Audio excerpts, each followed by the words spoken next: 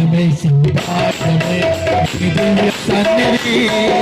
విస్తారమైనది కృప నాపై చూపితివి భాగ్యమే సౌభాగ్యమే నీ దివ్య సన్నిధి విస్తారమైనది కృప నాపై చూపితివే బలమైన ఘనమైన నామమందు హర్షించి భజించి కీర్తించి ఘనపరచు నిన్ను యేసయ్యా నా తోడు నీ ఉంటే అంతే చాలయ్యా నా ముందు నీ ఉంటే భయమే లేదయ్యా